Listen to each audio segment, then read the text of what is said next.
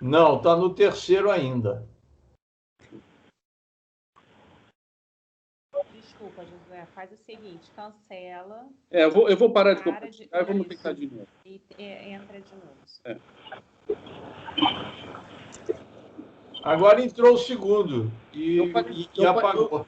Eu interrompi, eu vou começar de novo. Tá ok. A moto entrou junto comigo, é mole?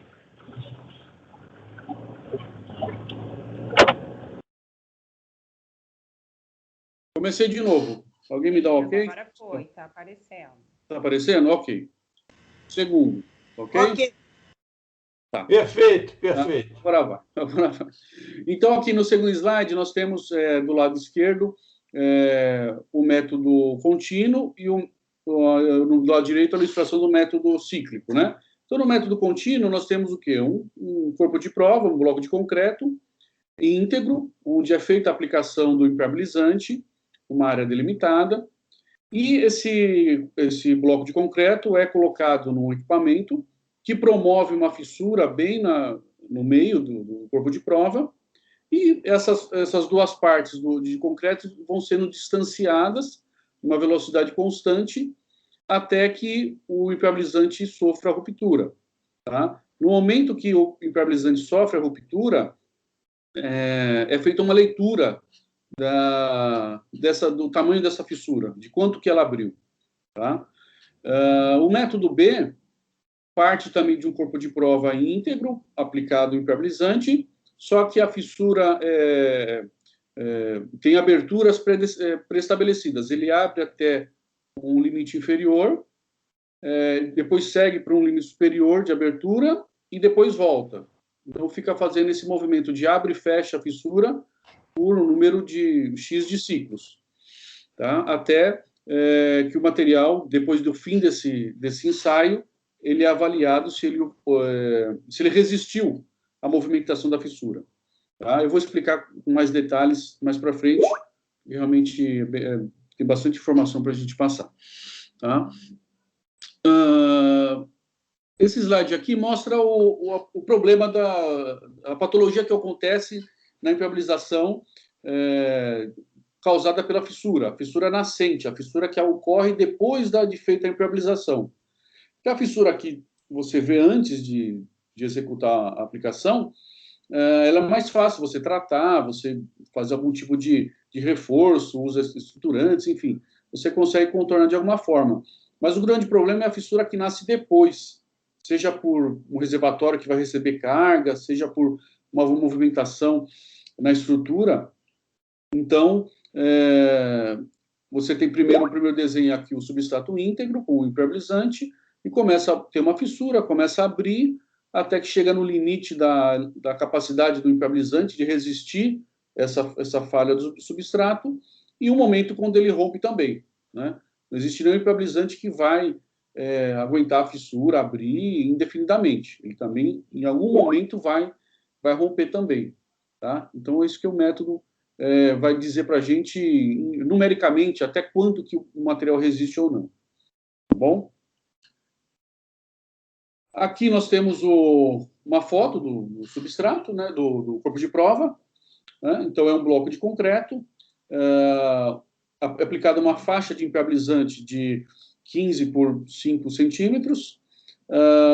Ele é feito um corte na parte inferior do corpo de prova, de modo a induzir a fissura nessa região, bem no centro do corpo de prova.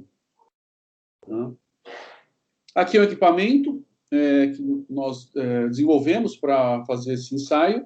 É um ensaio muito difícil de fazer, porque não tem nenhum laboratório no Brasil que faça, a gente procurou, mas realmente ninguém tem, é muito caro desenvolver, enfim. E a gente pegou a norma, destrinchou ela, estudou bastante a fundo como poderia ser feito, né? Isso é um trabalho que vem de muitos anos já, e de diversas tentativas e aprimoramentos, né? Demorou bastante para a gente conseguir chegar nesse equipamento que pudesse representar as condições da norma, os pré-requisitos da norma, né? Que a norma não fala, faça no equipamento tal. Ela fala, ó, você tem que quebrar o substrato, movimentar ele numa velocidade, fazer os ciclos, e você tem que construir um equipamento capaz de atender isso. Então, nós desenvolvemos esse equipamento. Aqui é uma foto dele, uma vista frontal, onde você tem aqui uma... Vocês conseguem acompanhar o mouse aqui que eu estou mexendo ou não? Não, Josué. Não, tudo bem. Eu vejo o mouse pretinho. Dá para ver, sim. Isso, às vezes ajuda um pouco a explicar. Então, aqui você tem uma mesa, nessa região o corpo de prova é colocado, é preso, né? E desse lado aqui você tem uma polia, um motor, do lado esquerdo tem um motor, que faz o deslocamento de uma das partes do corpo de prova, né? Ele está totalmente preso e você movimenta ele de modo a aumentar o diâmetro da fissura. Do lado esquerdo, do lado direito, você tem um pistão que vai fazer os movimentos cíclicos, que eu vou explicar mais adiante. Aqui uma outra foto, uma vista superior do equipamento. Aqui já o corpo de prova posicionado, preso, né? Então, o ensaio começa com o acionamento do motor, essa polia começa a deslocar essa parte da mesa e começa a acontecer a fissura bem nessa região central. Aqui é um micrômetro que vai fazer a leitura, né? Aqui, cada volta do ponteirinho é 1 milímetro, né? Então, tem uma precisão centesimal. E do outro lado também tem um micrômetro para fazer o movimento de vai e vem, né? Bom, agora eu vou falar com mais detalhes desses dois métodos. O método A, que é abertura contínua, e depois o método B. Método A, aqui nós temos uma sequência de fotos onde o corpo de prova parte de uma condição íntegra, né? Ele é colocado na mesa, preso. O motor começa a deslocar a polia e começa a aparecer a fissura no substrato. E, por enquanto, o impermeabilizante está resistindo. A partir do momento que essa fissura vai aumentando, começa a apresentar falha no impermeabilizante, tá? E, se você continuar o ensaio, você vai ver que eu rompi totalmente, né? Então, mas nesse momento onde aparece a primeira ruptura do impermeabilizante, é que é feita a leitura de qual o diâmetro dessa fissura, qual que é essa abertura, né? Aqui o mesmo desenho, só para deixar mais claro, né? Você parte de um corpo de prova íntegro, ocorre a primeira fissura, a fissura nascente, ela vai aumentando até a ruptura do impermeabilizante. Aqui é um vídeo onde temos aqui o Master por VD, que todos conhecem, né? E ele vai começar a apresentar a fissura aproximadamente com 2,2 milímetros de abertura da fissura do substrato, é que começa a romper o filme, né? A velocidade desse deslocamento é 0,5 milímetro por minuto, tá? Então, para chegar em 2,2, levou mais ou menos 4 minutos e meio, por aí, né? Então, eu peguei aqui um vídeo já da parte final do ensaio, né? Para não ficar uma coisa muito longa. Então, eu vou dar play aqui. Eu espero que vocês consigam visualizar, né? Não tenha muito delay. Mas, ó, veja aqui pelo movimento do ponteiro, que é uma velocidade de 0,5 milímetro por minuto, é bem lento, né? Começa a ter o deslocamento. E em algum ponto aqui, vocês vão começar a perceber uma fissura, um rompimento do impermeabilizante. Tá?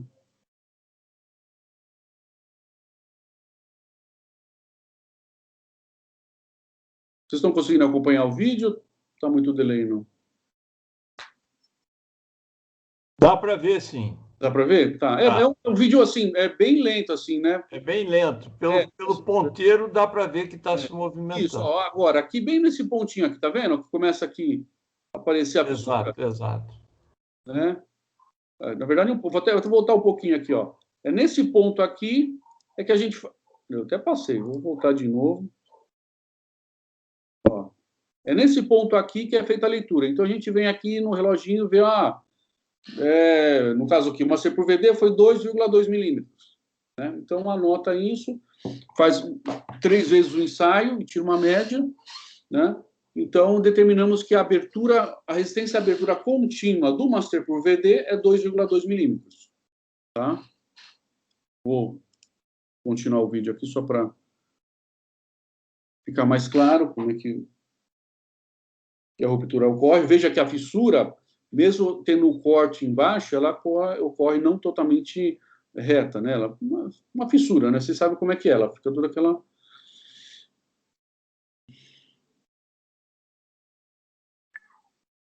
E bem lentamente o corpo de prova, se você for até o fim, ele vai separar totalmente as partes, né?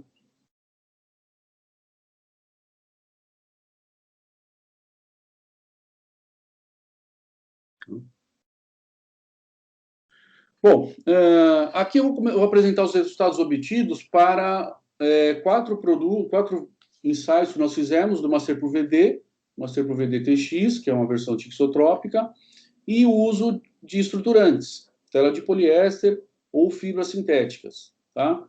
Então, a norma, ela estabelece que após o ensaio, você classifique o material em categorias A1, A2, A3, A4 e A5, tá?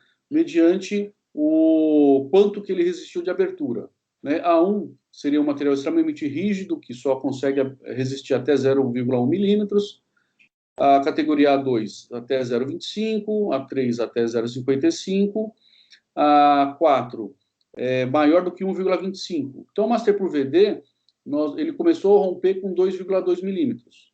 Mesma coisa do Master Pro VD TX. Deixa eu voltar aqui. Aqui. Estão acompanhando o gráfico? Sim. Sim, ok. Tá, então, a categoria A5, o material tem que, o impermeabilizante tem que ter uma resistência, a abertura maior que 2,5 milímetros, tá? Isso, para o Master Pro VD, só foi possível com o uso de estruturantes, tela de poliéster ou fibra sintética. Esses Master Pro VD-RF é um produto que é incorporado fibras nele, ele é já pré-incorporado fibras, né? Então, consegui-se obter 2,6 milímetros com tela de poliéster e 2,8 com fibras sintéticas. Aqui uma tabela, onde nós temos as primeiras linhas, nenhum dos produtos foi classificado como A1, A2, A3, e nossos produtos foram classificados como A4 ou A5. Então, o Master Pro VD, por uma espessura de 2,2 milímetros de material, né, equivalente a um consumo de 3 kg por metro quadrado, ele atinge a categoria A4. Né? Ele abre, coincidentemente, 2,2 milímetros, né? Uma velocidade constante de 0,5 milímetros por minuto, e o parâmetro da norma tem que ser maior do que 1,25. Mas se é para o VDTX, a mesma coisa. E quando você agrega uma camada de tela de poliéster como estruturante, ele já sobe de 2,2 para 2,6. Se você usar 2 telas de poliéster, ele chega a 2,8, né? Que é o melhor resultado que nós conseguimos obter para um Master Pro VD.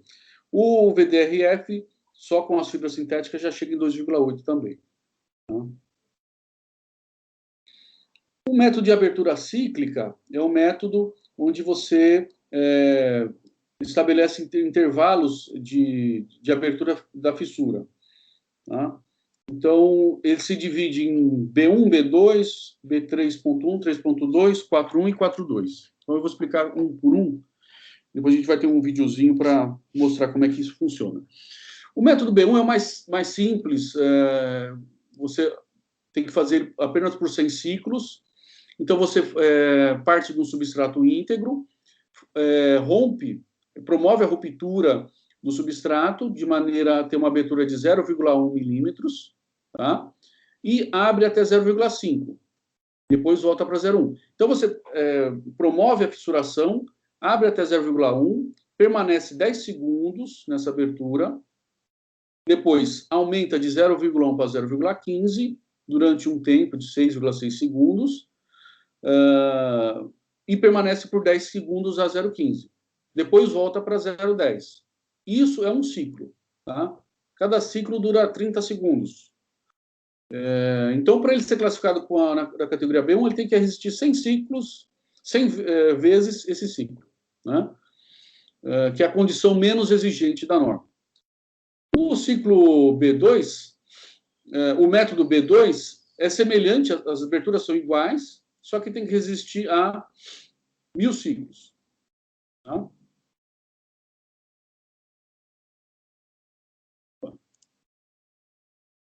O B3.1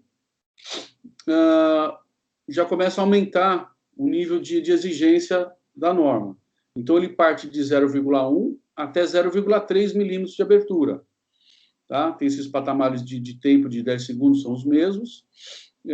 Abre de 0,1 a 0,3, permanece 10 segundos, volta para 0,1. Tem que resistir a 1000 ciclos. Aí a coisa começa a complicar um pouco mais agora. B3.2.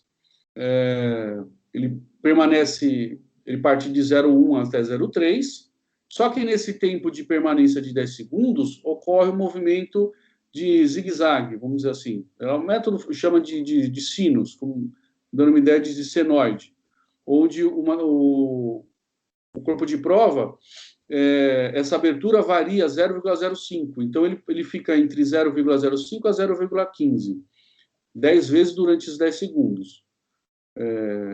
Depois ele passa para 0,3, aí ele fica variando entre 0,25 e 0,35.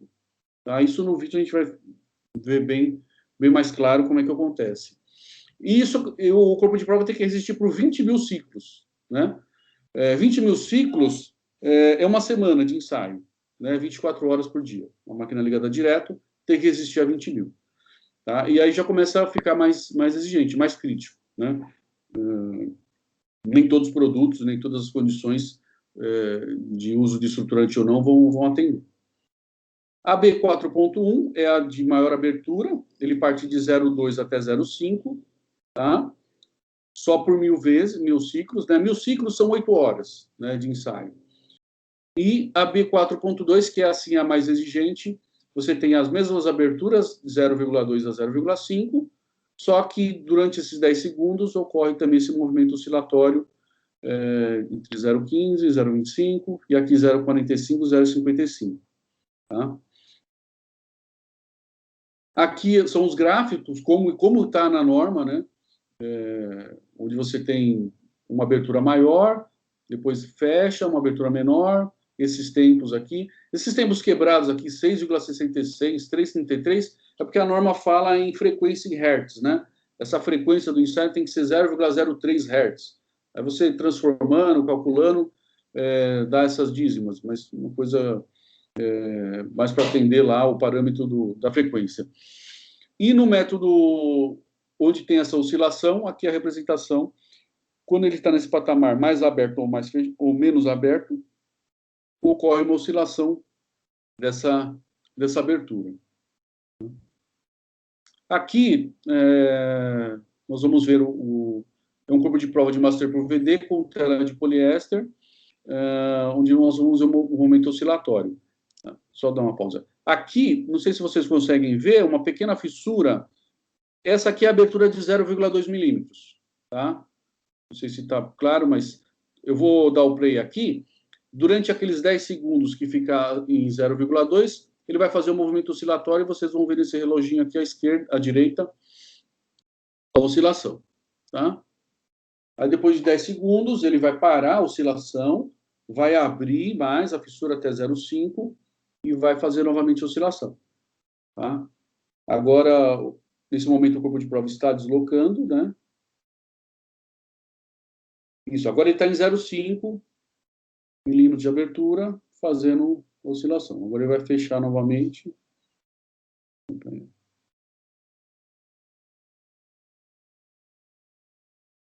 Fazer novamente. Eu peguei apenas um ciclo, tá? Porque realmente o ensaio de 20.000 ciclos é uma semana. Então, você faz o ensaio durante 1.000 ciclos, são 8 horas. Então, você faz durante o dia, final do dia. Se ele resistiu, não pode ter nenhum rompimento no impermeabilizante. Então, atendeu essa categoria. Né? Ou se é 20.000 ciclos, tem que ficar uma semana de 24 horas. E após uma semana, você avalia se teve ou não fissuração. E todos os ensaios é pedido 3 vezes para confirmação se atende mesmo o parâmetro. Tá? Aqui, esse outro vídeo aqui, um close na fissura. Então, essa fissura aqui está com 0,2 milímetros de abertura. Eu vou dar o play agora. Aqui vocês conseguem ver o movimento oscilatório?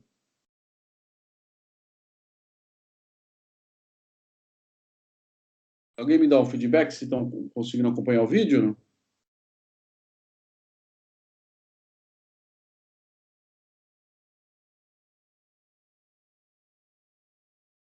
Sim, tá movimentando o vídeo, sim. Oi, eu não ouvi, não consegui ouvir. Repete, por favor. Sim, o vídeo Dá para ver, sim, tá aparecendo, se a sim, gente dá para olhar ver. a fissura. Se a gente olhar a fissura, dá para ver que ela abre e fecha. Legal, né? É que eu fico aqui falando e tá um silêncio, né? Fico preocupado se vocês conseguiram perceber, né? Tá? Então, esse que é o método oscilatório. Então, ele tem variações pré-estabelecidas, né? Poderia passar novamente Claro, esse claro. vídeo? Sim. Ok, deu play. Aí ele está numa abertura de 0,2, parou a oscilação, ele vai abrir até 0,5 e vai continuar a oscilação. Tá? Isso visa... Dá para ver na face superior do bloco. O movimento oscilatório é só a direita que ocorre, né? A placa na esquerda fica parada e a oscilação fica só na direita. Né? Quando para a oscilação, ele... Vou dar um play de novo aqui. O que movimenta para abrir e fechar a fissura é o motor, né? A oscilação é só do lado direito, é um pistãozinho que faz o movimento. Tá? Porque na prática, uma fissura, ela tem movimentação, né? Seja porque a estrutura movimentou, seja pela temperatura, né? Você não tem uma fissura totalmente estática, que nunca movimenta. Pode até ser que tenha, mas o mínimo de variação térmica você tem e ela vai abrir ou fechar em algum momento, né? Então, é um método que visa simular esse tipo de efeito, né? E vocês vão ver que realmente a capacidade de resistir uma fissura dinâmica é muito menor do que uma fissura estática, né? Vou mostrar aqui agora os resultados. Ó, o Masterpur VD, ele atende a categoria puro, sem nenhum estruturante, atende a categoria B3.1, né? Que é uma abertura, que é um movimento ciclo entre 0,10 e 0,30 milímetros, né? Lembra que na estática, ele para romper precisa de um deslocamento de 2,2 milímetros, né? Mas no movimento cíclico, ele atinge só 1.000 ciclos entre 0,10 e 0,30. Mesma coisa para o Masterpur VDTX, né? Mas, quando você coloca um estruturante, uma tela de poliéster ou uma fibra, ele dá um grande salto, atinge a categoria B4.1 ou 4.2, né? Chegando até aí a atingir 20.000 ciclos, né? Com uma abertura máxima de 0,5 milímetros, né? Que seria uma coisa assim, no máximo de aceitável que uma estrutura possa fissurar, né? Imagina uma fissura que está lá em 0,5 já é uma coisa bem grave mesmo, né? Então, um resultado muito interessante que visa comprovar uma coisa que a gente sabe desde que eu entrei na impermeabilização, há 20 anos atrás, não, tem que usar estruturante, né? A gente aprende que tem que usar, e todos os aplicadores usam, né? Então, acaba sendo incorporado, não só para poliuretano, mas para asfalto, para acrílico, todo mundo usa estruturante, né? Por quê? Porque sabe na prática que melhora o desempenho em relação a fissuras, né? Muito embora ele diminua o alongamento na ruptura do material, do ensaio, mas ele aumenta muito a resistência à fissuração, né? E aqui a gente pode ver com bastante clareza, né? Que quando você coloca uma tela de poliéster, ele já resiste a 1.000 ciclos, e quando você coloca duas, resiste a 20.000 ciclos, né? Então, realmente, um desempenho fantástico. Eu coloquei aqui o número de ciclos que ele atende, só por uma curiosidade, né? Porque para atender a 3.1 bastaria 1.000 ciclos. Mas eu deixei lá e foi, mais ou menos com 2.000 ciclos eu começo a romper, né? Mas na 3.2, que tem o zigue-zague, ele já não atende, né? só vai atender essas condições de mais extremas com o estruturante. Tá? Aqui uma tabela com os resultados, né? Não temos nenhum produto que só atinja B1 ou B2, né, em poliuretano, seria mais os epóxi, que estão classificados nessas categorias aqui, né? Então, uma C por VD sem nenhum estruturante atinge a categoria 3.1, tá? Com 2.000 ciclos, TX também, muito semelhante, com uma tela de poliéster aumenta bastante, e com duas realmente atinge o desempenho máximo. Tá? Eu cheguei até a fazer ensaios com aberturas maiores do que 0,5, né? Mas não teve tanto, realmente fica muito mais exigente. Aí, quando você tem o movimento cíclico, causa uma fadiga muito grande, né? É muito diferente do ensaio estático. No ensaio estático você vê, resistiu a 2,2 milímetros, né? Isso até é um resultado impressionante, mas o movimento cíclico desgasta muito o material realmente para atingir precisamente dos estruturantes. Aqui eu fiz um resumo do que a gente entende, né, do problema da fissuração, o que melhora o desempenho, o que piora, né? Eu linkei 3 pontos que melhoram a resistência do impermeabilizante na fissuração. Espessura da membrana, né? Eu não fiz aqui, eu não apresentei resultados aqui de variação de espessura, mas eu tenho, por experiência, por ensaios, que se você diminui muito a espessura do filme, ele resiste menos, né? O alongamento na ruptura, que é uma propriedade intrínseca do produto, também melhora o desempenho. Se você pegar poliuretanos mais flexíveis, eles tendem a resistir mais. Mas o que eu realmente foquei aqui foi a mostrar o uso dos estruturantes, né? Que eles realmente aumentam essa resistência à fissuração, né? E o que reduz o desempenho da membrana? Aderência, né? Materiais fortemente aderidos, como epóxis, tendem a ter resistência menor, né? E excesso de agregados, enfim, outras coisas mais, tá? Bom, gente, era isso. Uma pergunta? Gostaria de... Quer fazer pelo chat ou verbalmente? Acho que verbalmente é melhor, né? Eu tenho. Sim, pode falar.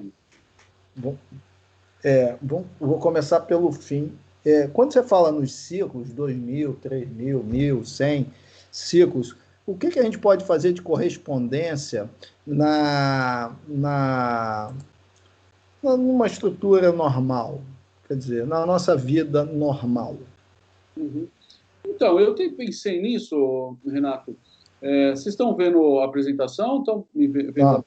Estamos vendo. Tá, deixa eu deixar ela aqui, se precisar pegar alguma coisa, eu vou. Se você imaginar esses métodos que não tem o zigue-zague, é só abre e fecha a fissura, né? Imagina que uma estrutura você tem a variação de temperatura normal, começo do dia mais frio, então ela está mais aberta, conforme o dia passa, aquece e ela fecha, né? Então, ele tem um movimento natural de dilatação de 1 ciclo por dia, né? Então, é uma questão assim, a norma não fala que você possa fazer essa relação, é uma inferência minha, né? Uma interpretação minha, né? Então, realmente, se ele resistiu 1.000 ciclos, seria 1.000 vezes a variação diária, né? 1.000 dias, sei lá, 3 anos e pouco, né? Uhum. E para atingir a 20.000, mais ainda. Eu até cheguei a calcular, não lembro agora o número que deu de anos, né? Mas óbvio que a norma não fala, mas seria uma inferência minha, né? E o zigue-zague seria realmente para aquelas situações onde você tenha o estacionamento que movimente muito mais do que simplesmente a dilatação e contração normal da temperatura, né? Dessa maneira que eu interpreto. A outra questão também é que você faz o movimento de zigue-zague, né? Interessante. Mas você pensou na questão dos níveis das alturas, movimentação em diferença de altura? Realmente isso também entendo que é um fator que, como é que se diz, estressa mais ainda, né? Com certeza você vai ter um movimento de cisalhamento aí que vai estressar mais ainda a membrana, né?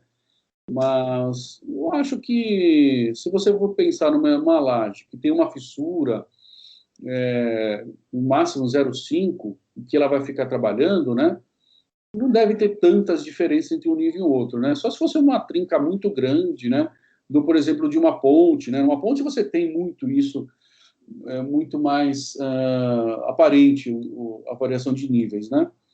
Mas realmente também não, acho que, não, que eu saiba, não tem um método que simule isso, né? Mas realmente traria um efeito muito mais desgaste para o impermeabilizante, né? Ô Josué, eu sempre ouvi dizer que a partir do momento que a gente estruturava o poliuretano, a gente perdia em flexibilidade dele, em elasticidade, né? Pelo que eu vi aqui, a gente ganha resistência, mas ele não teve perda, né? Então, é que você... é um paradoxo, né? Porque o Master por VD puro, ele alonga 230% e rompe. Quando você coloca uma tela de poliéster, isso cai para 40%, 50% só. Realmente o alongamento dele diminui muito, mas só que, paradoxalmente, ele resiste mais à abertura de fissuras. Por quê? Porque quando você tem o estruturante, ocorre o efeito que, quando a fissura começa a abrir, a membrana começa a descolar um pouco da base das bordas da fissura e permite que ele alongue livremente, né? Então, esse aqui é a explicação física para o fenômeno, né? Porque realmente no ensaio de alongamento diminui muito mesmo. Qualquer poliuretano, você botou um estruturante, fatalmente diminui, né? Mas, paradoxalmente, melhora a resistência à fissura. Isso é uma coisa que eu aprendi lá atrás, antes de fazer ensaio, né? Com os aplicadores, né? Porque é uma coisa que vem da manta asfáltica, né? A manta asfáltica começou a o asfalto começou a ser produzido em manta com o advento de colocar o estruturante, né? E melhorou muito o desempenho dos asfaltos. E uma coisa que foi absorvida aí pelos acrílicos e pelos poliuretanos que vieram por último, né? Então, é legal que a gente consegue provar cientificamente uma coisa que, empiricamente, a gente vê todo dia na prática, né? Tá. E a questão dessa resistência, então, por exemplo, quando nós formos usar um estruturante, é aconselhável que nós aumentemos ali o consumo de material, porque a elasticidade se dá pela espessura, é isso? Deixa eu pegar aqui, vou pegar aqui na tabela que tem o consumo, né? Quando você coloca uma tela de poliéster... Não, para você colocar uma tela de poliéster, o consumo nem aumentou, né? Você consegue colocar ela com 3 quilos no metro quadrado, né?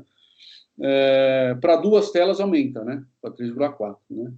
E com fibras sintéticas também não aumenta o consumo, né?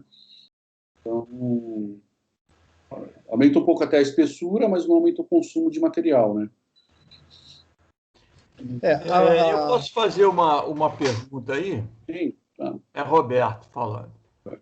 Se a gente puser uma camada separadora, se a gente já tiver uma fissura, puser uma camada separadora ao longo da fissura, ajuda muito, né? Não deixando o produto aderir assim, uma faixa de 5 centímetros, 2,5 centímetros para cada lado.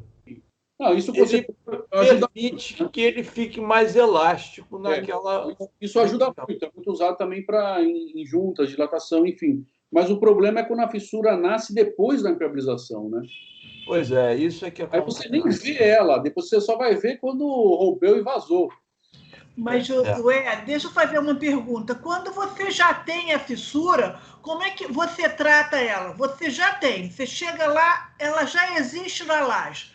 Você usa isso que o Roberto está propondo, uma camada separadora, ou você faz um tratamento pontual na fissura? O que você aconselha nesses casos? O que a gente aconselha é você tratar ela, abrir um disco e passar um selante, e pode pôr uma camada separadora também, né? O ideal.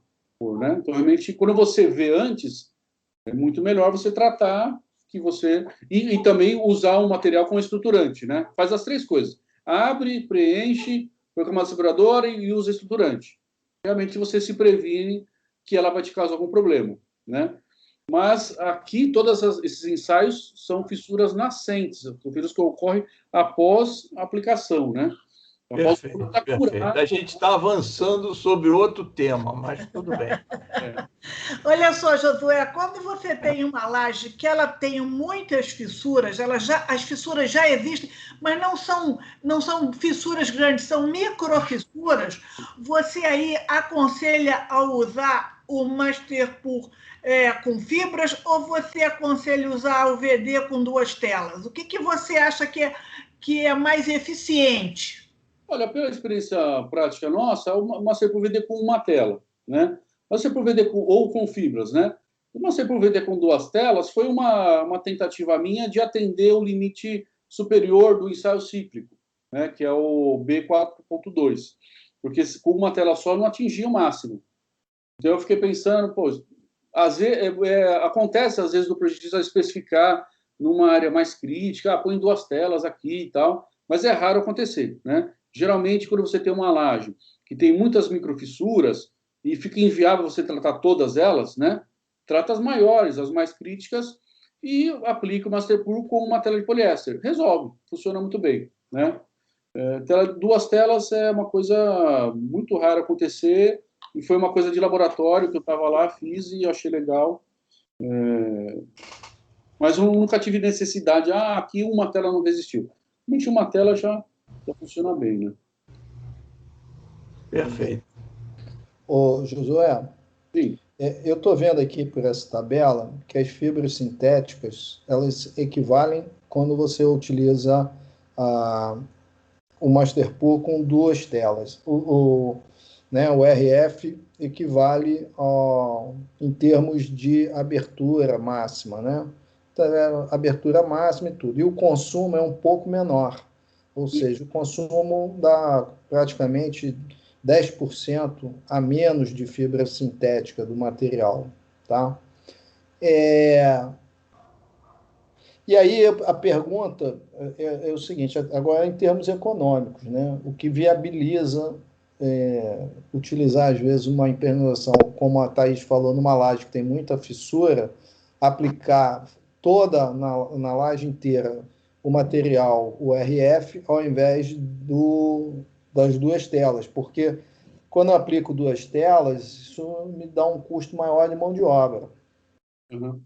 Né? E de material também. Né? No ensaio contínuo, o desempenho do RF foi semelhante a 2 telas, mas no cíclico não. No cíclico, deixa eu pegar a tabela aqui. Aqui no cíclico,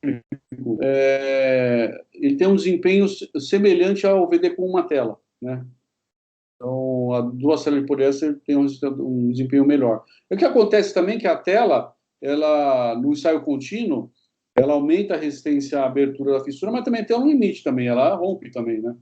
Então, você não consegue aumentar indefinidamente, né? Mas a diferença de uma tela para 2 no ensaio contínuo, né? No cíclico, sim, teve uma diferença grande, né? Pois é, mas o movimento cíclico é aquele que, na prática, é aquele que todo dia é uma fissura dinâmica, certo? Tá. Quando a gente chega lá, quer dizer, agora praticamente falando, tá? É difícil, às vezes, você chegar lá numa laje e você ter... Às vezes você tem aquelas fissuras de 1 milímetro, né? 2, talvez. A gente acaba não sabendo realmente se ela é dinâmica ou se ela é estática, né? Naquele momento ali que você deu preço, deu não sei o quê, né? Não tem como avaliar, né? Então, pelo que eu estou entendendo, não tendo como avaliar, usa 2 telas, é isso? Não, usa uma tela só, né? Na grande parte das situações, uma tela resolve muito bem. Basicamente, só uma tela só foi muito bem, né? Então, as telas foram casos raros e foi um ensaio de laboratório aqui para atingir a classificação máxima, né? Fissura de 1 milímetro já é grande, não atende, né? 1 milímetro é uma coisa impensável, né? Então, microfissuras, para prevenção, use de tela de poliéster, né? Tem clientes que preferem usar geotêxtil, também funciona muito bem, né? Mas a telepoliéster é a mais comum, mais barata, mais fácil de aplicar, né? Dá um ganho expressivo na resistência do impermeabilizante, né? Porque também você faz, mesmo que você não veja a fissura, esteja um concreto íntegro, perfeito, né? Depois de anos, pode acontecer, né? E aí você não tem... E a fissura acontece, você nem vê ela, né? Ela está lá coberta. Então, para evitar patologia, né? Realmente, onde está sujeita a fissuração, use tela, você só tem a ganhar, né? Não tem nenhum malefício usar ela, né? O que eu estou observando é que o Masterpool VD com uma tela é bem similar em desempenho ao Masterpool com fibras. É isso? Exatamente, é. Tem um desempenho semelhante mesmo.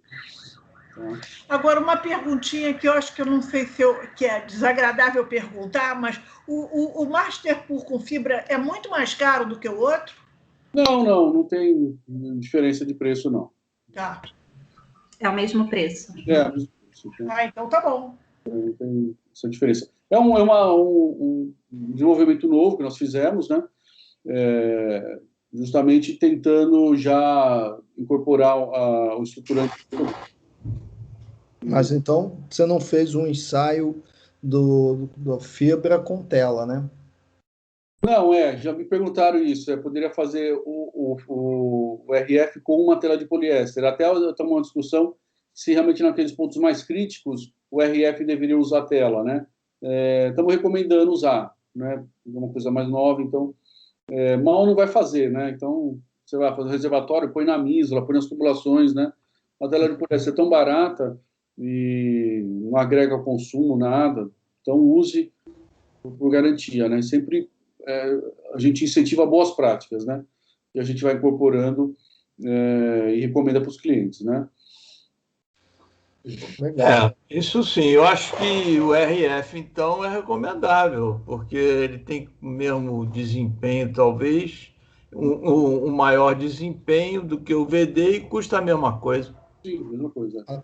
A tendência é você futuramente ter só o RF. A gente vai inventando as coisas, vai lançando produtos novos, vai desenvolvendo, vai melhorando, né? Olha só, a Júlia quer falar, vocês não estão dando chance a ela, deixa ela perguntar. Não ouvi. Desculpa. Fala, Júlia.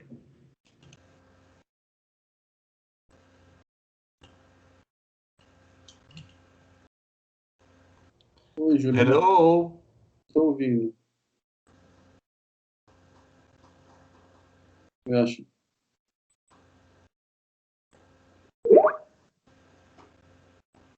Você está perguntando por aqui no chat uma coisa.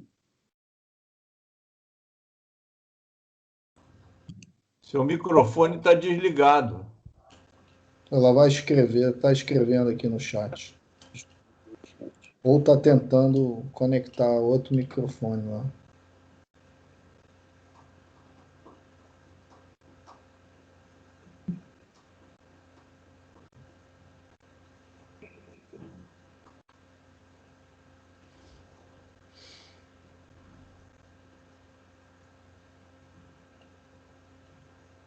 O Thiago fez uma pergunta. Não sei se ele está... Eu vou ler aqui, né? Vendo a ficha técnica do Masterpool VD, recomendação de 2 a 3,5 kg. Diante dos resultados, já que só foram testados consumos acima de 3, para ensaio de abertura, você recomenda consumo só acima de 3? Ou pode-se usar 2 a 3? Tá. Então, Thiago, o consumo médio aí para situações de lajes, de reservatórios, piscinas, que são áreas mais sujeitas à fissuração, né? Que pode ter problema, foi o que eu ensaiei, né? Que eu estou apresentando os resultados. Eu ensaiei com um pouco mais, um pouco menos, enfim. Existe uma variação de desempenho em função da espessura, mas é mínimo, né? Então, um consumo de 2 quilos para uma situação pequena, uma pequena varanda, um banheiro, com tela de poliéster também funciona muito bem, né? Vai resistir bem, vai atingir lá a categoria 4.1, que já é plenamente satisfatória para essas áreas, né? 3,5 kg seria uma situação muito extrema, né, de consumo, para grandes reservatórios, lajes muito extensas, enfim. Você recomenda só acima de... Não, recomendamos abaixo também, para situações mais simples, não há por que usar tanto material, né? Pergunta da Julie, programa desculpe. Julie, pode mandar pelo chat aqui que eu leio, tá bom? A gente já está digitando. Ô Josué, enquanto ela está digitando, você disse que vocês montaram um equipamento para fazer o teste, né? Isso foi uma invenção de vocês? Foi uma pequena invenção nossa, porque não existe assim um equipamento para você olhar, para você se basear. É difícil, né? Pelo menos no Brasil, que eu saiba, ninguém fez ainda, né? Só vi resultados de materiais na Europa, que tem alguns resultados para a gente se balizar, né? Então, eu peguei material de empresas europeias e vi, ele atende categoria tal, no Master Pro, qual que seria, né? Então, eu fui atrás e queria saber, né? E vi que é comparável, o desempenho também muito bom. Mas realmente não tem a norma não fala como construir o equipamento, né? Então, eu venho perseguindo esse assunto aí já há uns 10 anos que eu tento fazer, e tem uma pessoa muito capacitada na Masterpol, na área de manutenção, que constrói equipamentos pneumáticos, mecânicos, enfim. E se você for olhar mesmo o equipamento, o que ele tem de precisão é um micrômetro, né? Um reloginho lá, comparador, uma coisa que é fácil você encontrar, né? A precisão do método se dá medir esse deslocamento, né? Como é que você mede? Um micrômetro mede isso com muita precisão, centésimo de milímetro, né? Então, a dificuldade toda foi realmente fazer um equipamento que fizesse um deslocamento numa velocidade constante, né? Então, não só de abertura contínua, mas também de movimento de vai e vem, né? E realmente precisa de um conhecimento lá de mecânica, né? Configurar motor, né? Isso eu realmente não sei, mas foram várias tentativas para a gente chegar nesse equipamento aí que funcionou bem, né? Ela perguntou aqui. Obrigado, Júlio. Eu sei do seu trabalho, também parabéns pelo seu trabalho nesse campo, né? Vocês utilizaram para esse momento usando o método CDI. Vou ler a pergunta dela. Gostaria de saber qual a metodologia dentro da N1067. Sim. Essa norma 10627, ela tem várias maneiras de você construir o corpo de prova e ensaiar, né? Ela não é uma coisa amarrada. Então, se eu não me engano, tem 5 maneiras de você fazer o corpo de prova e promover a fissuração e conduzir o teste, né? Se eu não me engano, foi a C5, Julie, mas realmente foi uma delas que eu achei mais fácil de entender, porque tem uns métodos lá, uma parte lá que fica bem difícil decifrar, né? Mas o princípio de todos os corpos de prova é você partir do substrato íntegro, né? E que o equipamento, após a aplicação do impermeabilizante, consiga fazer a fissura nascente e avaliar a resistência, né? Deixa eu continuar lendo aqui. Como mencionado, o equipamento foi desenvolvido no Masterpol, comercialização não, nenhuma, né? Obviamente que por nossos concorrentes jamais, né? Em caso de elaborar os normas no Brasil, esse equipamento poderia ser multiplicado para os laboratórios? Penso que realmente é como a fórmula do Masterpur, né? Jamais vamos compartilhar isso, né? Uma coisa confidencial, né? Como é que é feito, né? Em caso de laboratório norma, vocês tentaram executar o equipamento na máquina de ensaio universal? Não cheguei a tentar, eu sei que seria uma ideia, né?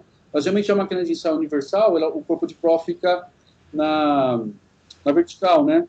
Então, é possível, né? Porque a máquina de situação universal, ela pode fazer vai e vem, enfim. Mas não tentei, não. Vocês pretendem patentear a máquina? Acho que não, porque a gente não vai vender ela, né? Então, vamos usar lá só para o Masterpol fazer dos nossos e dos concorrentes também para ver, né? Acho que o Paulo Henrique levantou o dedo aí. Pode falar. Fala, Josué, tudo bem? Oi, Paulo, tudo bem? Bom.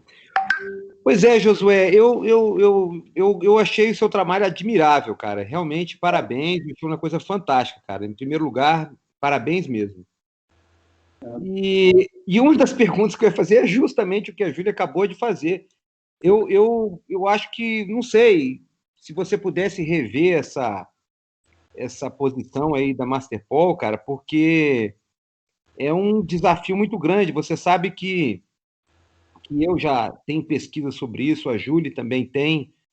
Eu acho que se a gente pudesse, de repente, pegar e construir uma metodologia baseada em alguma coisa parecida que você fez com essa máquina, a gente poderia ter uma normatização de produto mesmo, assim, e começar a nivelar os produtos por cima e não por baixo, né? Veja bem, na norma do PU, né, eu fui coordenador um tempo, na revisão, o pessoal queria colocar esse ensaio, né? Mas o problema é que não tem laboratório externo que faça, né? Então, difícil, né?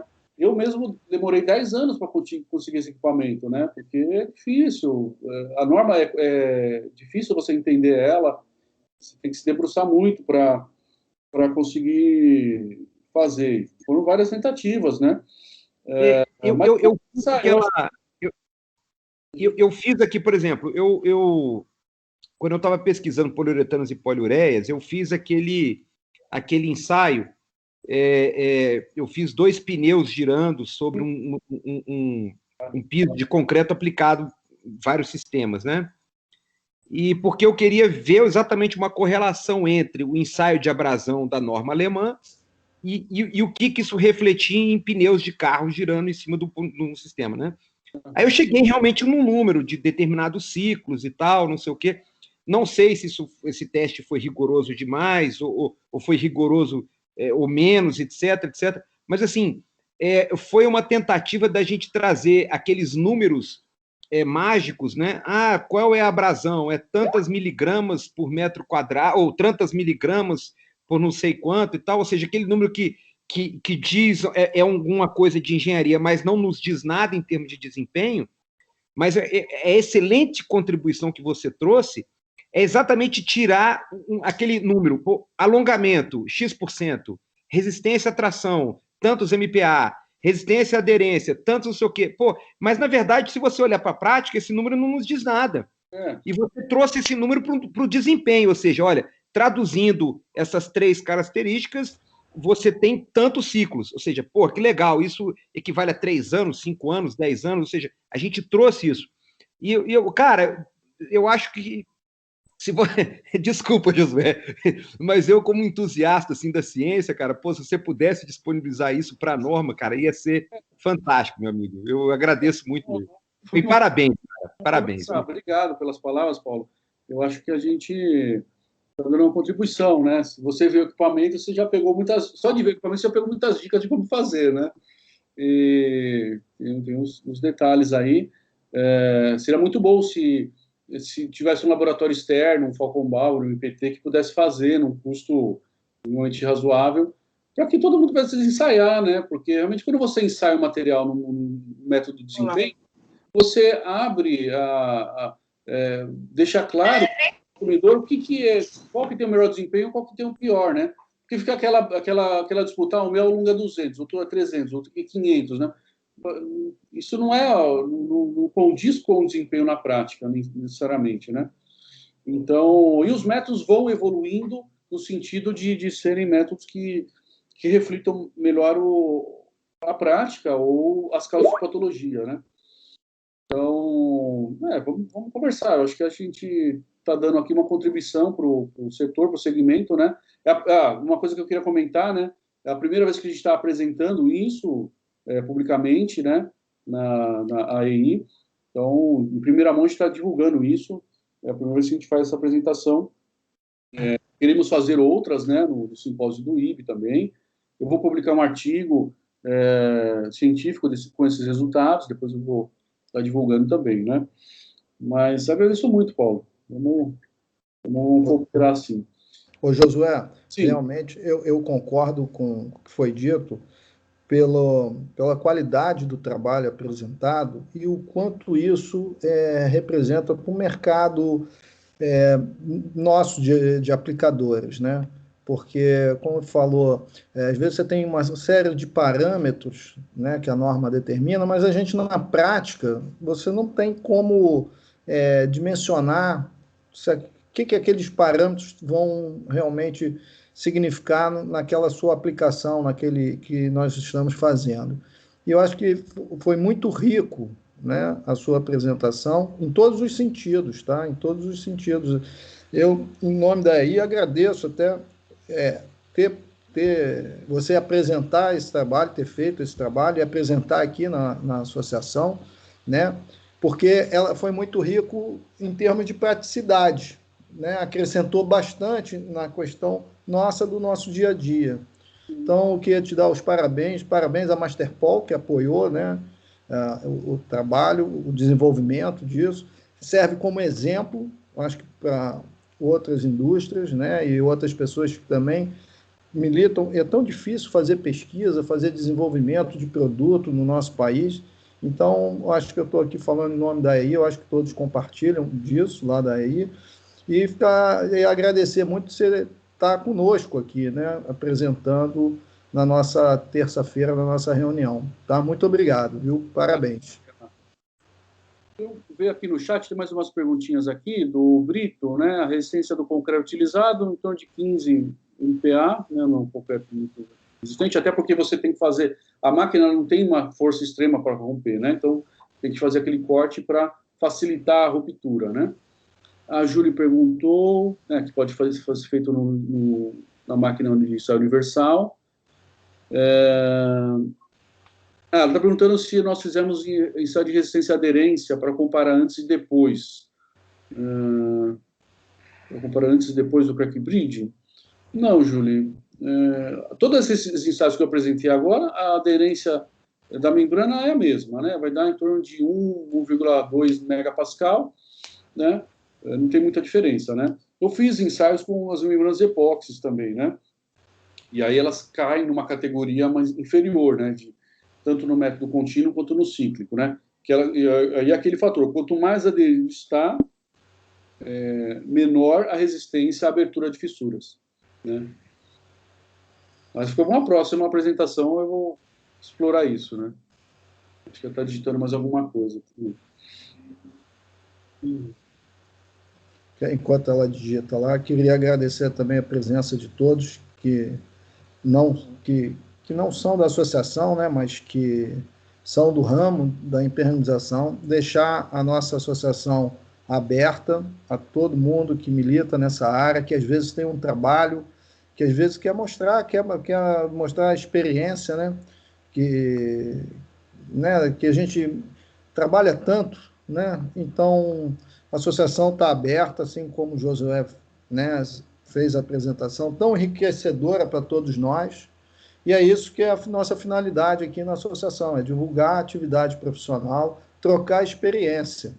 Então, queria agradecer, em nome da associação, a presença de todos. Não sei se alguém quer falar mais alguma coisa, está aberto, tá? E Josué e Masterpol, parabéns pelo trabalho, ok? Tá aberto. Parabéns, Josué, pelo trabalho, muito bom mesmo, adorei. Obrigado.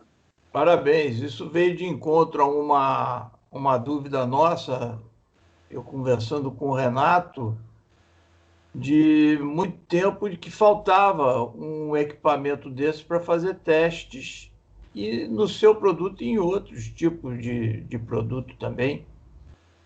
Então, foi muito interessante. Eu parabenizo você pela sua persistência, né, durante 10 anos correndo atrás desse resultado.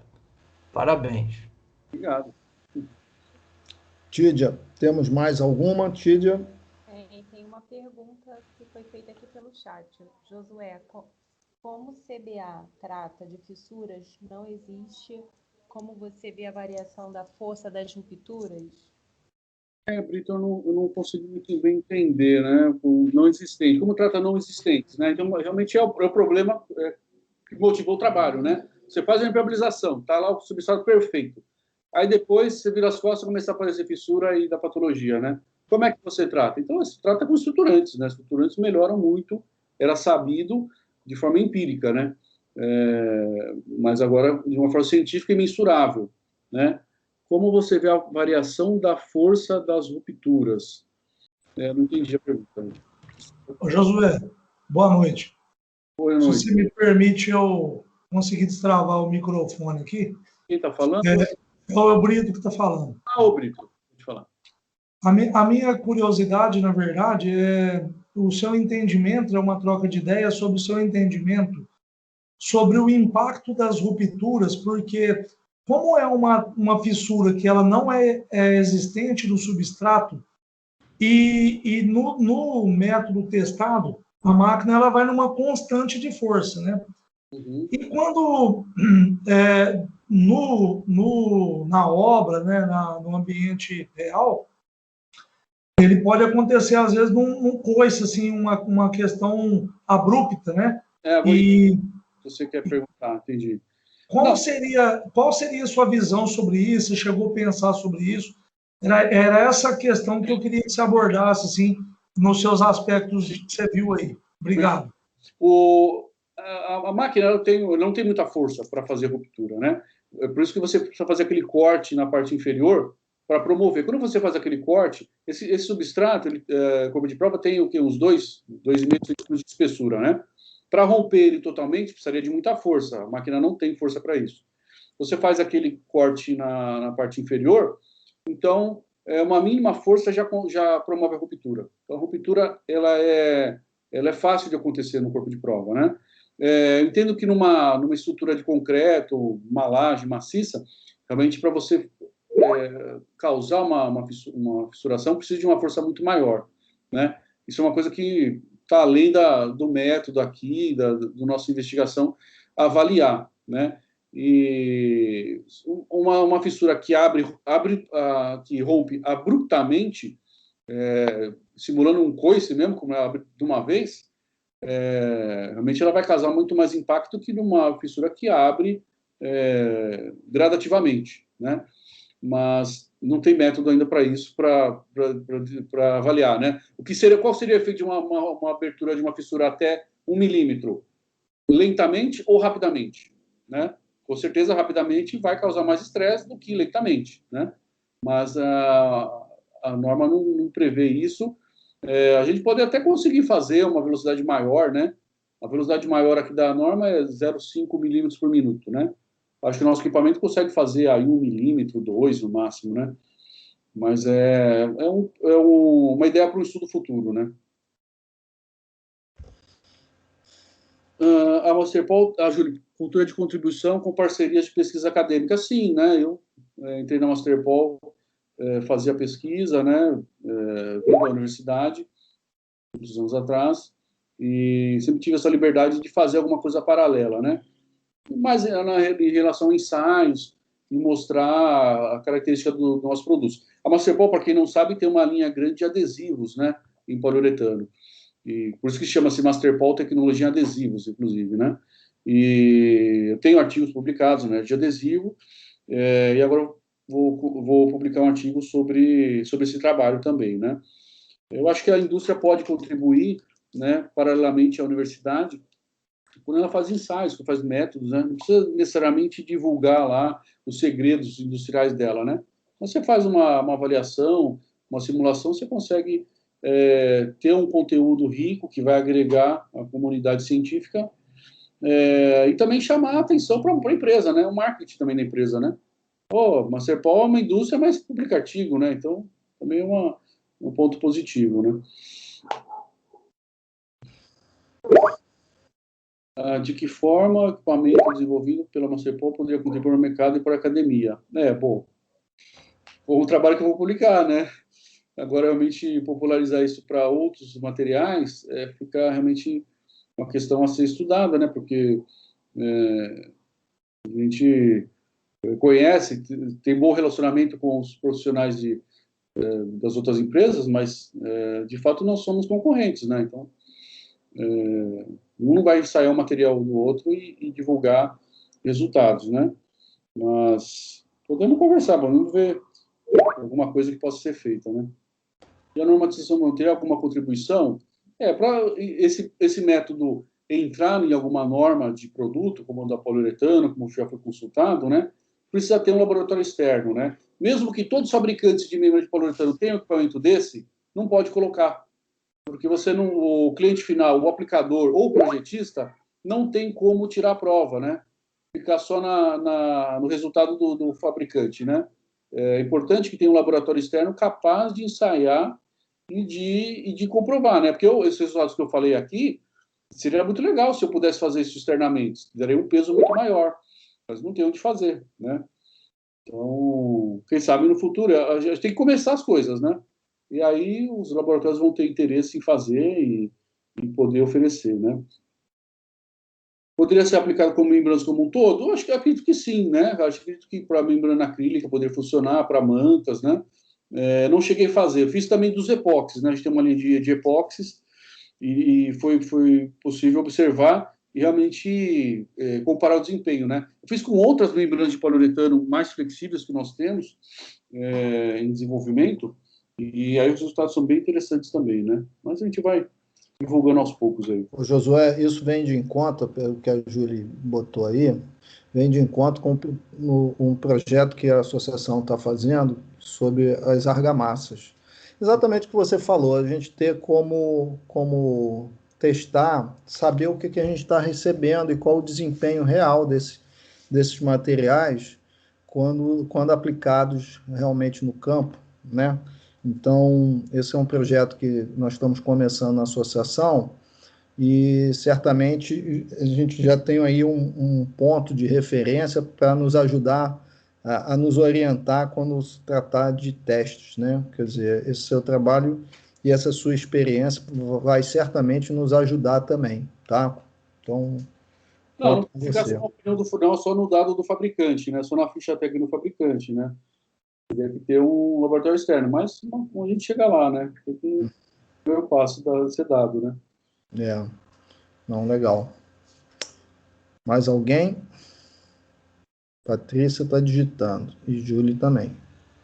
Pode fazer uma metodologia, precisaríamos ou de um equipamento ou de adaptar um corpo de prova para a máquina universal de ensaio. Então, na máquina universal de ensaio, Júlia, eu não consegui evoluir muito, não. Eu realmente parti para fazer um equipamento, fazer uma mesa, né?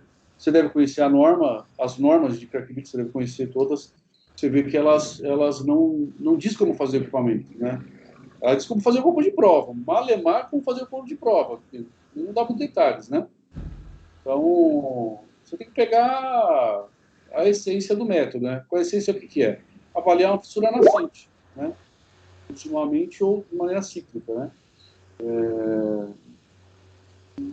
Construir um equipamento que reproduza, né? E todo ensaio de laboratório, ele é comparativo, né? Você faz de um material, você faz de outra amostra, faz de outra amostra e vai comparando, né? Entre um laboratório e outro também, sabe que às vezes tem diferença, né?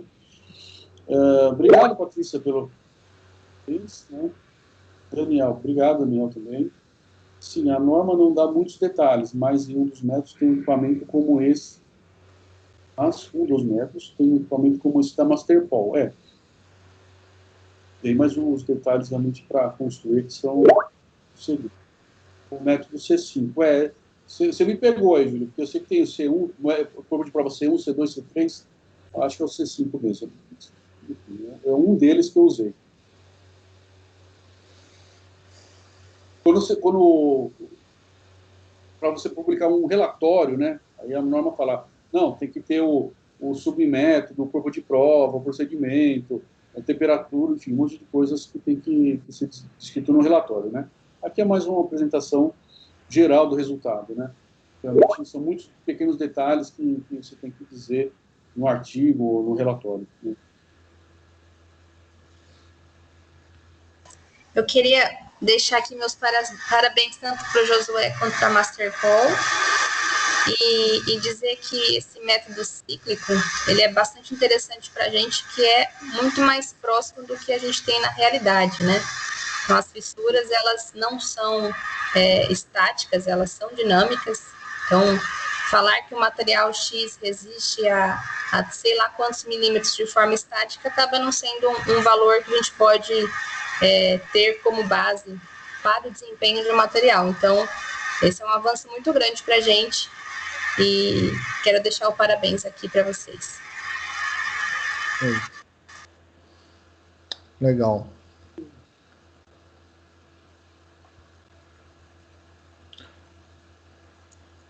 Josué, podemos encerrar? Alguém quer mais falar? Deixa eu dizer isso, estou à disposição, né? Todo mundo tem aí meu e-mail josué@masterpol.br, se tiver dúvida. Depois a gente fica com dúvida depois, né? Alguma coisa que for, me manda, a gente vai conversando aí. A gente vai esperar. Bom? Tá, muito obrigado, Josué. Obrigado a todos, tá?